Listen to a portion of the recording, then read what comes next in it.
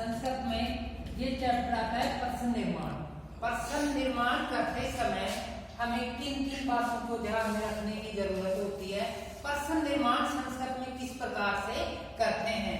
जहां रेखांकित पद को आधार मानकर प्रश्न का निर्माण करना होता है।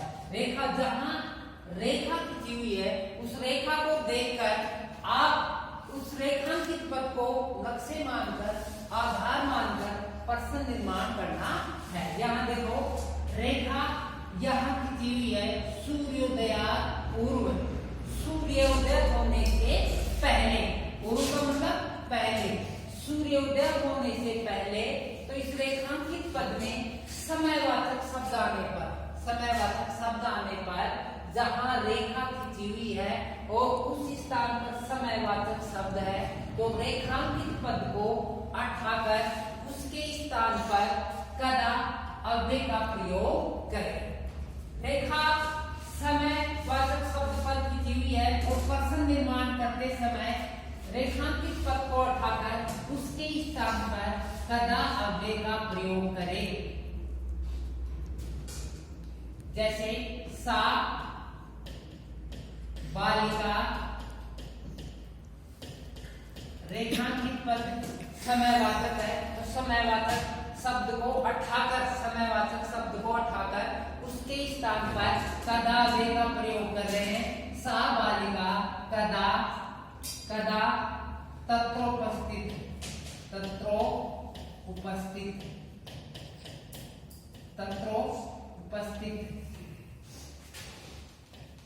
अंत में प्रश्न निर्माण लगाते हैं।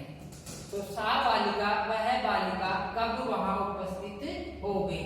सा बालिका सूर्योदय पूर्व, सूर्योदय होने से पहले तत्र उपस्थित, वहां उपस्थित हो गई। वह बालिका सूर्योदय होने से पहले वहां उपस्थित हो गई।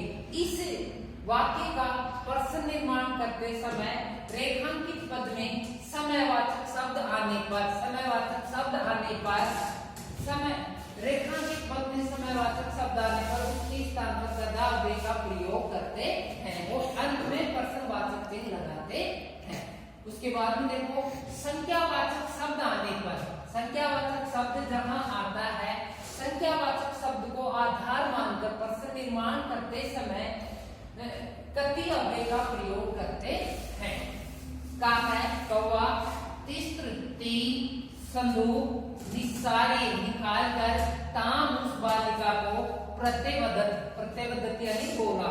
तो यहाँ देखो रेखा कहाँ खींची हुई है, तिस्त्र, तिस्त्र यानी तीन, संख्या 1 2 3 4। जहाँ संख्यावाचक शब्द आते हैं उस संख्यावाचक शब्द को आधार मानकर संस्कृत में प्रश्न निर्माण करते समय उस शब्द को उठाकर उसके स्थान पर कति अव्यय का प्रयोग करें और अंत में प्रश्नवाचक चिन्ह का प्रयोग करें। अब यहाँ देखो इस वाक्य में रेखांकित पद को आधार मानना है। जहाँ रेखा खींची हुई है उस रेखांकित पद में संख्या आने पर, संख्या के स्थान पर कति अव्यय का प्रयोग करें और अंत में प्रश्नवाचक चिन्ह लगाए।